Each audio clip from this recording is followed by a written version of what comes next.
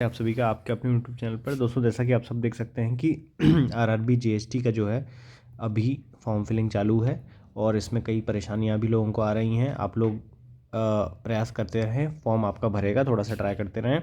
और मैं कुछ लोगों को बहुत सारे डाउट्स थे, तो जो ऑफिशियल जो डाउट क्लियरेंस है पीडीएफ है वो मैं आपको सामने लेके आ गया हूँ। ये ऑफिशियली निकाला गया है, देखिए आप लोग, ये उस पूरे एडवर्टाइजमेंट के लिए निकाला गया है।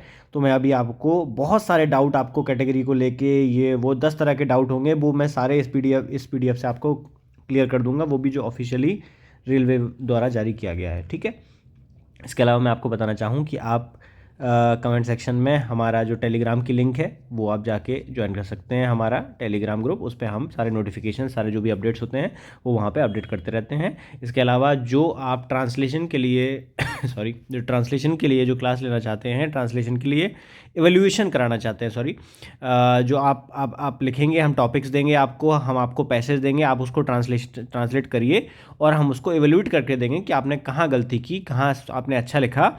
लगातार हमारे पास लगभग कम से कम मोर देन 20-25 स्टूडेंट्स हैं।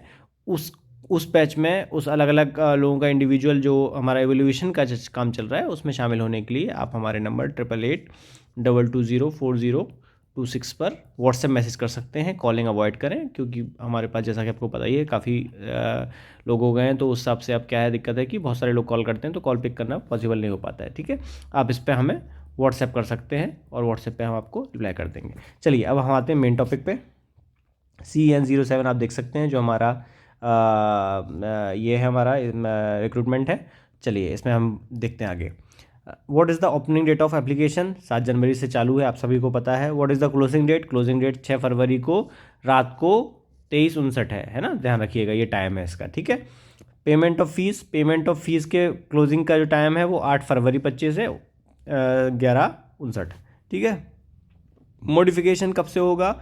Modification will be active from 9 फरवरी 2025 से लेकर 18 फरवरी 2025 तक मॉडिफिकेशन हो सकता है एप्लीकेशन में। ठीक है, और अगर कोई बदलाव करना है, क्रिएट एन अकाउंट फॉर्म, जो सबसे पहले क्रिएट एन अकाउंट फॉर्म होता है ना, जिसमें ईमेल आईडी, मोबाइल नंबर होता है और आरआरबी चूज़ करते हैं, वो चेंज नहीं हो सकता। एक्सेप्ट लिखा हुआ है ना, कि मतलब आपका मोबाइल नंबर, ईमेल आईडी और जो आपने आरआरबी चुना है उसमें आप बदलाव नहीं कर पाएंगे, है ना। और बाकी अलग अगर किसी और चीज़ में आपको बदलाव करना है तो वो आप 250 रुपये की फ़ीस दे के हर बार, जो मतलब 250 रुपये एक बार बदलाव करेंगे तो 250, उसके बाद दूसरा बदलाव करेंगे तो 250 फिर से लगेगा। तो ईच ओकेशन के लिए आपको 250 रुपये देने होंगे। ठीक है, और वही बताया कि क्रिएट एन अकाउंट फॉर्म में, और जो आपने आरआरबी चूज़ कर लिया वो बदला नहीं जा सकता दोस्तों, क्लियरली मैं बता रहा हूँ। ठीक है दोस्तों, वीडियो को लाइक करते चलिए प्लीज़, और हमारे चैनल को सब्सक्राइब भी कर दीजिएगा। ठीक है, आप सभी को हम लोग ये अपडेट लेके आते रहते हैं। ठीक है, चलिए आगे बढ़ते हैं। अब देखिए, जो फाइनल ईयर में स्टूडेंट्स थे उनका बहुत सारा कमेंट आ रहा था, उनका देखिए यहाँ पे मैं एकदम क्लियरिटी दे देता हूँ, कितना बढ़िया दिया हुआ है। My final result are expected after 6 फरवरी 25। मतलब इस फॉर्म की क्लोजिंग डेट है 6 फरवरी 25, और उसके बाद अगर आपका रिजल्ट आ रहा है, देखिए 6 फरवरी 25, क्या मैं अप्लाई कर सकता हूँ?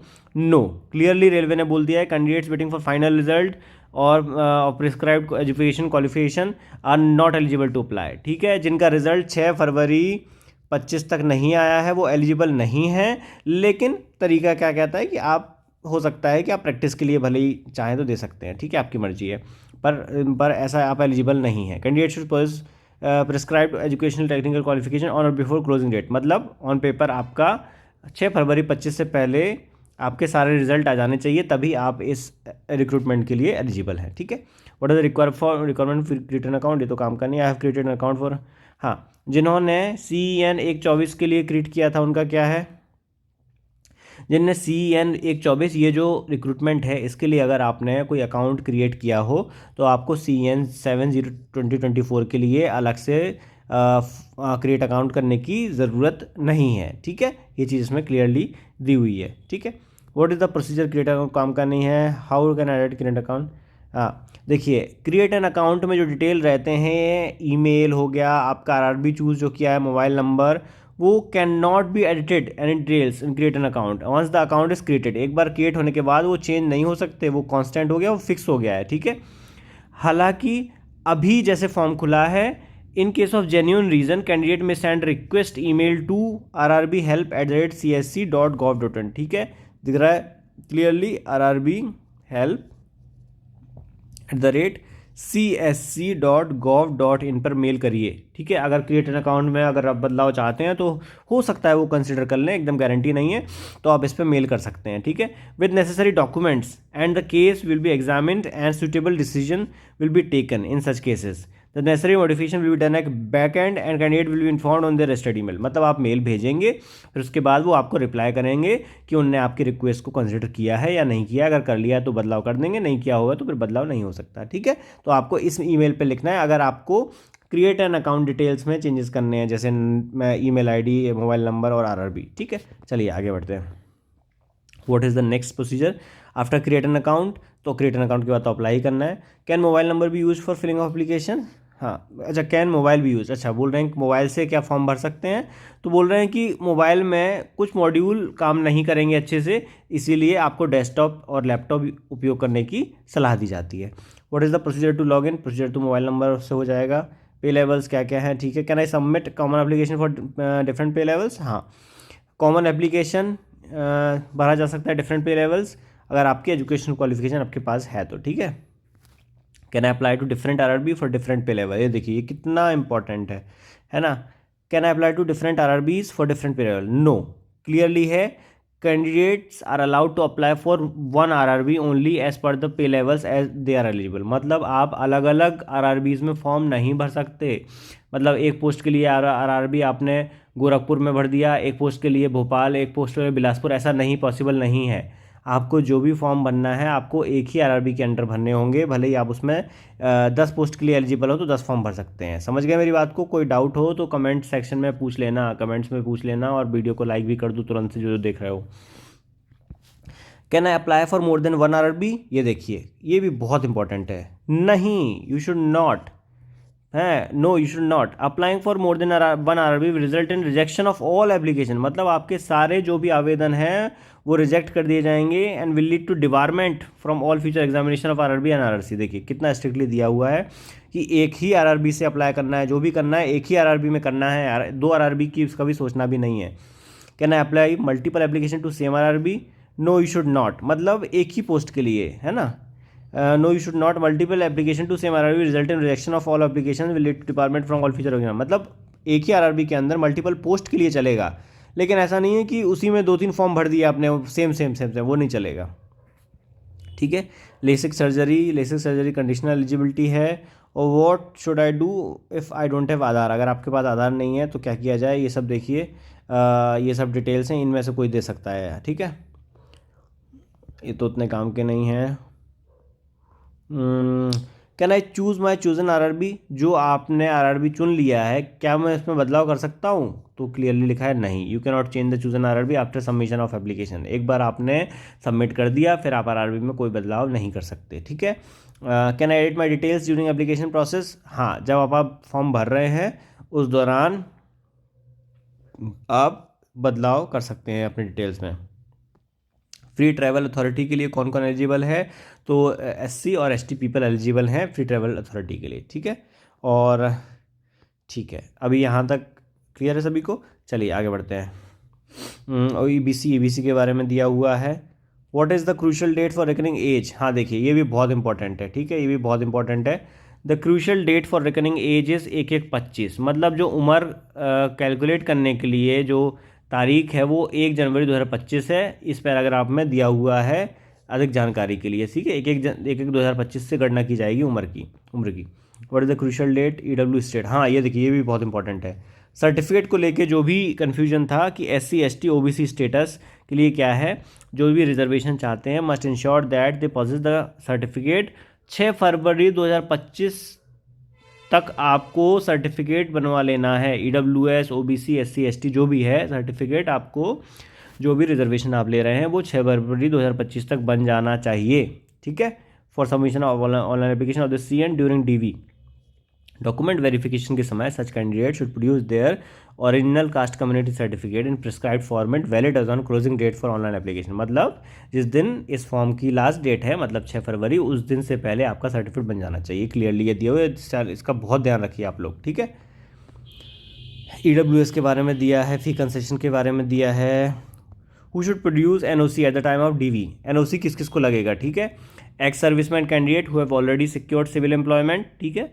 सर्विंग रेलवे एम्प्लॉयज़, जो रेलवे में है। सर्विंग एम्प्लॉयज़ इन केंद्र सरकार, राज्य सरकार और पब्लिक सेक्टर अंडरटेकिंग है, ठीक है, उपक्रम हो गए केंद्र सरकार के। और should produce NOC at the time of document verification, ठीक है। इनको सार्वजनिक क्षेत्र के उपक्रम हो गए, इनको हमें NOC देनी होगी डॉक्यूमेंट वेरिफिकेशन के समय, जो जो इसमें काम कर रहे हैं। बेंचमार्क दिया हुआ है, ओके ओके। देखिए और क्या इंपॉर्टेंट है स्क्राइब को लेके। रिफंड ऑफ फी किसके लिए है, refund of fee who attend the CBT, मतलब अगर आपको जो आपकी फ़ीस है, ठीक है, वो वापस चाहिए होगी तो आपको एग्ज़ाम में बैठना ही होगा, तभी एलिजिबल होंगे, ठीक है। 7.0 में जो एलिजिबल हैं उन्हीं के लिए होगा, ठीक है। अगर आप एग्ज़ाम में बैठेंगे ही नहीं तो फिर फीस मिलने का चांस ख़त्म है। Refund policy of RRBs, okay okay. By refund policy, by proceeding with payment the application organise agrees that the payment, okay okay okay. जो रिफंडेबल पोर्शन है जो अटेंड करेंगे सिर्फ उन्हीं को वापसी का एलिजिबिलिटी रहेगी, बाकी किसी को नहीं रहेगा, ठीक है। व्हाट डेट शुड आई अच्छा, what date should I enter in application if only the month and year on passing matric and other qualifier, मगर अगर मतलब मेरे अगर जो सर्टिफिकेट हैं, जो प्रमाण पत्र हैं, उनमें अगर कोई तारीख ना हो कि सिर्फ महीना और साल दिया हुआ है, तो मैं क्या क्या तारीख लिखूं। तो उसमें बताया हुआ है कि अगर आपके पास तारीख नहीं है तो उस महीने की आखिरी तारीख डाल देनी है जो आपके पास महीना लिखा हुआ है। जैसे अगर किसी में मई 2024 आपके अगर प्रमाण पत्र में लिखा हुआ है तो मई की आखिरी तारीख मतलब 31/5/2024 आपको फॉर्म में डालनी होगी, ठीक है। ओके। डॉक्यूमेंट आपको क्या क्या अपलोड करने हैं, scanned photograph, scanned signature, SC/ST candidate had to upload caste certificate, ठीक है। साइज़ के बारे में दिया हुआ है, आप देख ही सकते हैं पॉज करके, ठीक है। और स्टेजेस ऑफ रिक्रूटमेंट प्रोसेस देख सकते, सिंगल स्टेज CBT होगा आपका, उसके बाद परफॉर्मेंस टेस्ट या फिर टीचिंग स्किल टेस्ट या फिर translation test as applicable, and document verification and medical examination होगा, वो आप देख सकते हैं, ठीक है। और ये सब सिलेबस पैटर्न हमारे पे वीडियो है, आप जाके देख सकते हैं, चैनल पे सर्च करेंगे तो आपको RRB GST को लेके सब कुछ मिल जाएगा डिटेल में, RRB खास करके रेलवे GST को लेके, ठीक है। नेगेटिव मार्किंग, ये देखिए कितना इंपॉर्टेंट है, आप पूरा वीडियो देखेंगे तो आपको सब कुछ मिल जाएगा। Negative marking 1/3 mark for every wrong answer, देखिए ये बहुत इंपॉर्टेंट है, बच्चों को पता नहीं है लेकिन मैं बता रहा हूँ, अगर आप मेरी वीडियो देख रहे हैं ये सब आपको डिटेल्स कोई नहीं बताएगा। नेगेटिव मार्किंग है यहाँ पे, है ना, 1/3 मार्किंग है, एक सवाल का अगर 1 नंबर है तो 0.33 कट जाएगा अगर गलत होगा तो, समझ गए, ये ध्यान रखिएगा, ठीक है। और provide order of preference eligible, हाँ ठीक है, ऑर्डर ऑफ प्रेफरेंस भी देना है। ऑर्डर ऑफ प्रेफरेंस जिस पोस्ट के लिए आप पात्र हैं तो उनके लिए आपको ऑर्डर ऑफ प्रेफरेंस भी देना है, आपकी प्राथमिकता क्या क्या है, ठीक है। और उसी के आधार पे आपको वैकेंसी और उसके आधार पे आपको अलॉटमेंट किया जाएगा, ठीक है। अगर आपको कोई डाउट है तो क्वेरीज़ है तो इसको लेके हेल्पलाइन नंबर भी दिया हुआ है, 10 AM से 5 PM तक ऑन ऑल वर्किंग डेज, ये ईमेल है और ये फ़ोन नंबर है, ठीक है। ये देखिए आप चेक कर सकते हैं, लगा लीजिएगा अगर कोई ज़रूरत पड़ती है तो, ठीक है। ओके ओके ओके, ठीक है।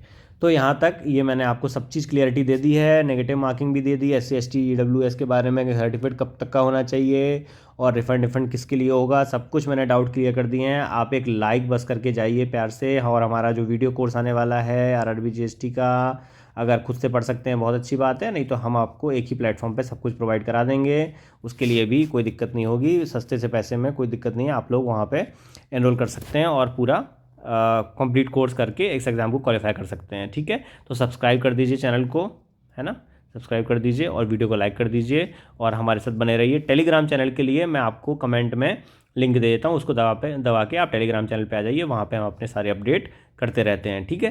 So thank you so much, thanks for watching the video and keep subscribing and liking the video, thank you.